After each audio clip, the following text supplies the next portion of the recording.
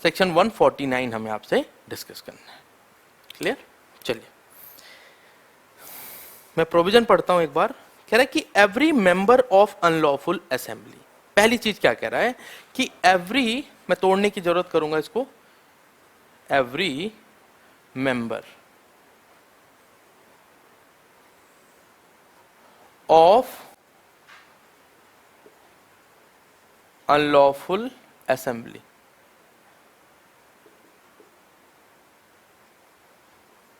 Every member of unlawful assembly, पहले क्या कह रहा है, guilty of offence committed in prosecution of common object. अब यहां कह रहा है कि every member of unlawful assembly is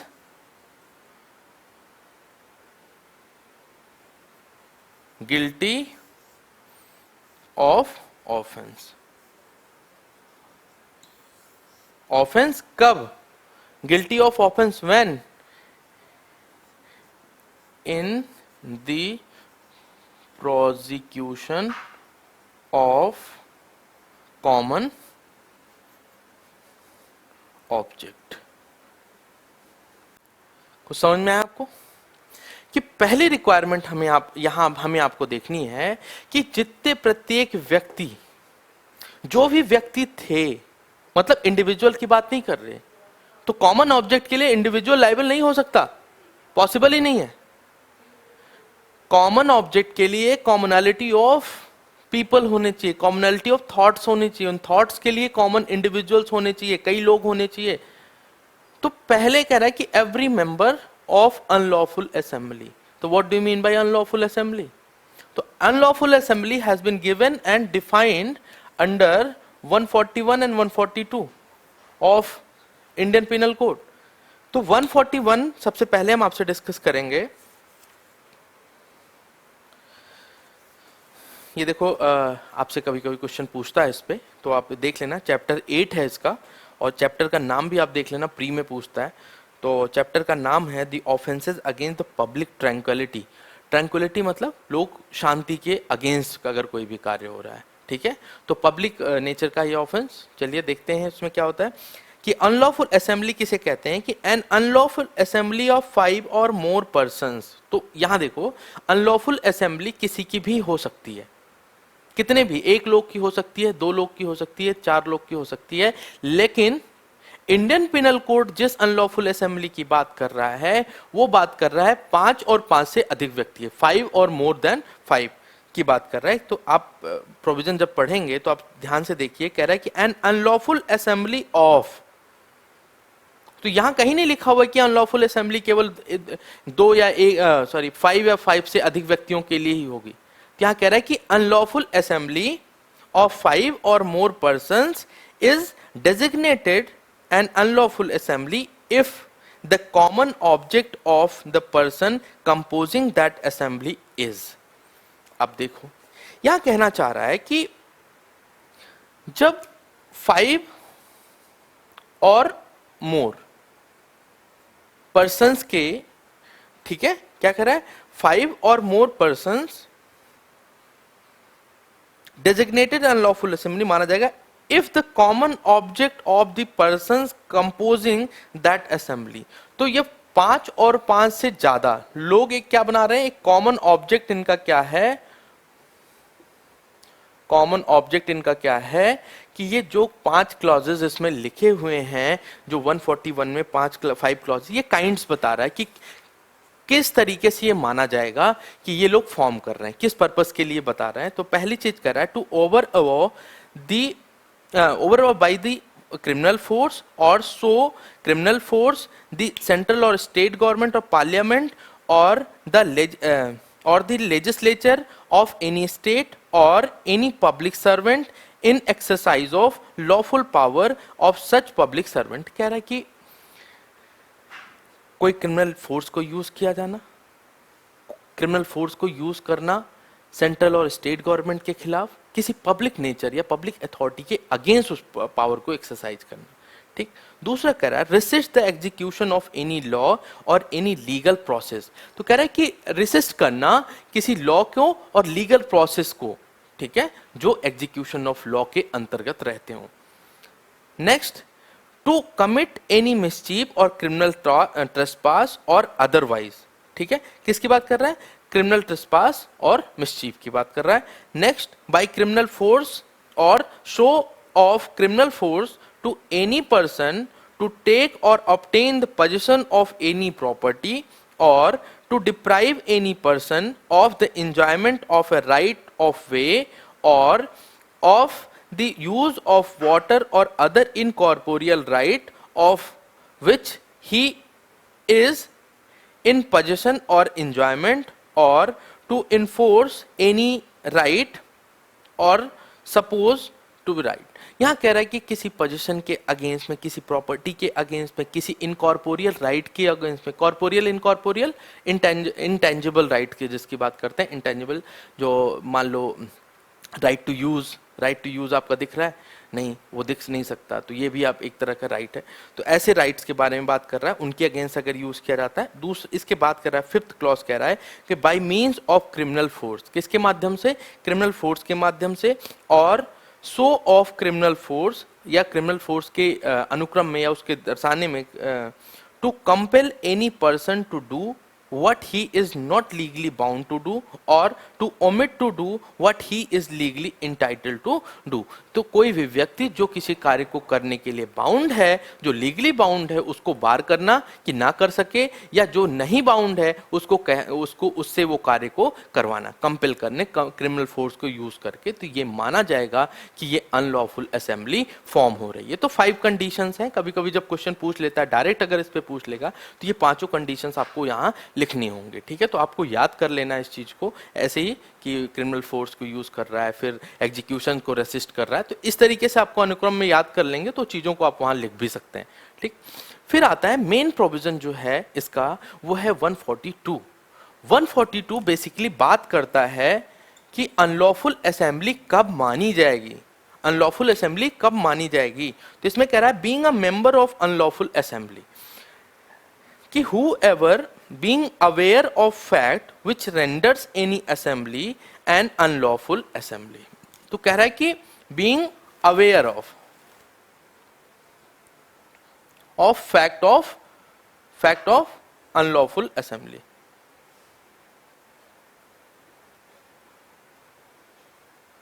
कि किस पर्पस के लिए, किस अनलॉफुल एक्ट के लिए असेंबल हुए हैं, इसके बारे में इसको अवेयरनेस होनी चाहिए।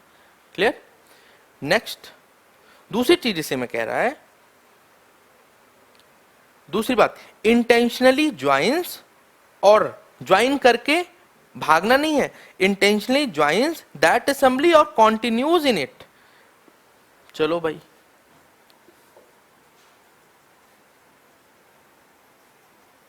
इंटेंशनली ज्वाइंस और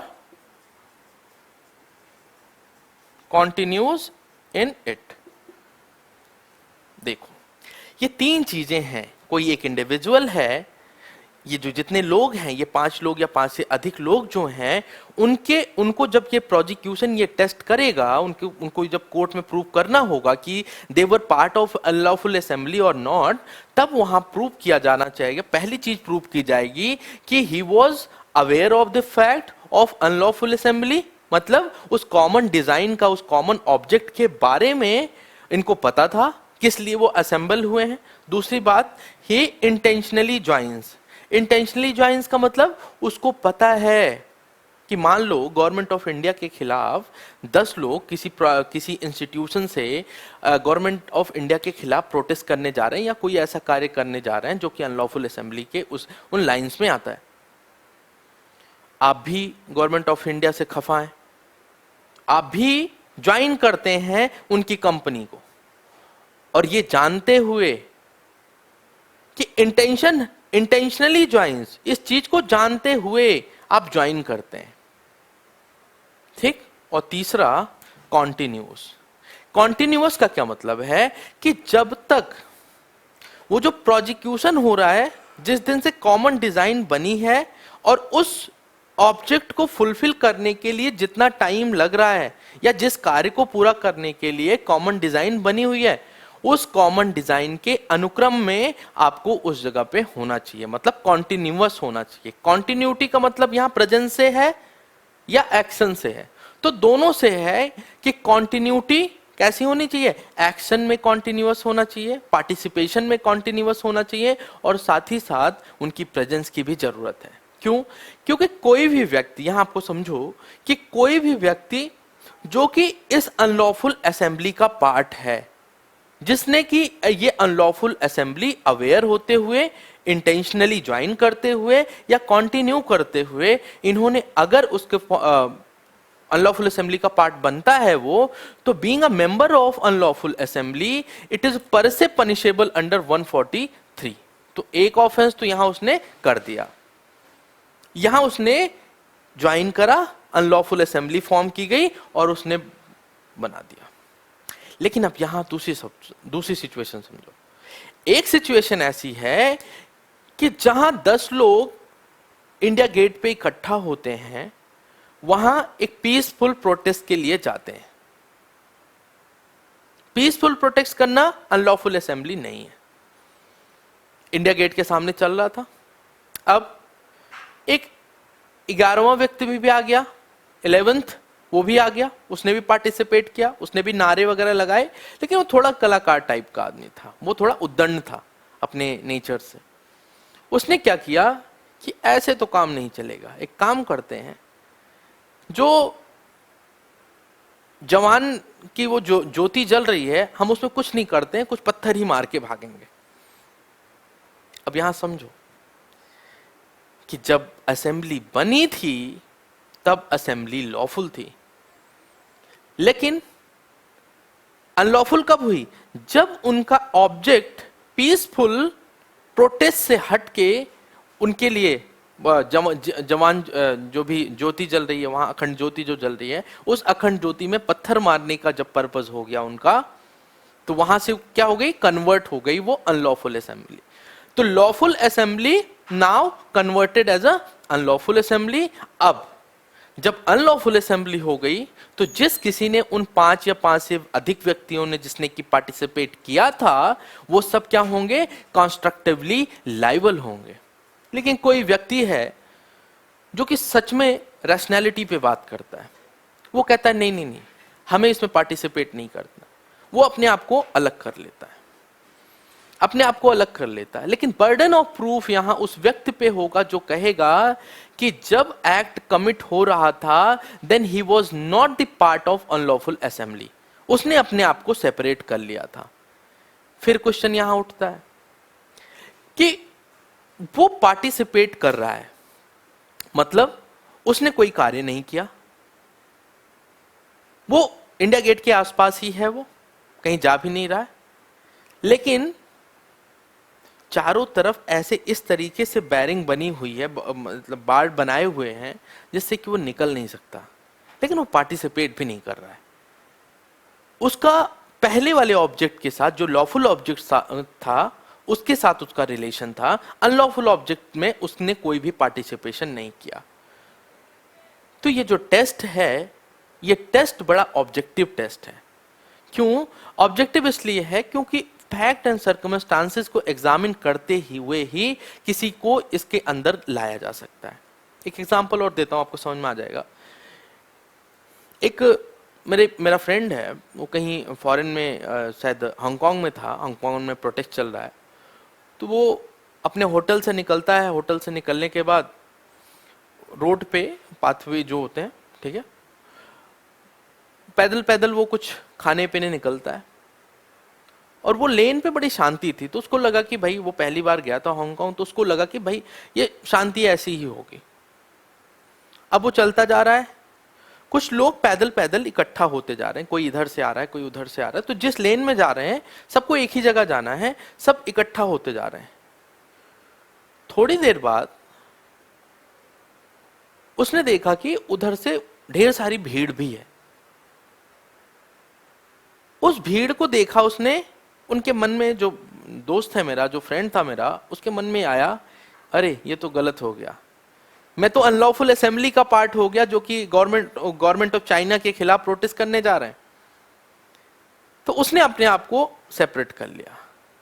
तो जहां से उसको पता चला, ऑल्दो उसकी कॉमन डिजाइन नहीं थी, कॉमन ऑब्जेक्ट नहीं था कहीं से, लेकिन फिर भी उसकी प्रेजेंस एक भीड़ में ले जाके उसको क्या बना रही थी, अनलॉफुल असेंबली का पार्ट बना रही थी।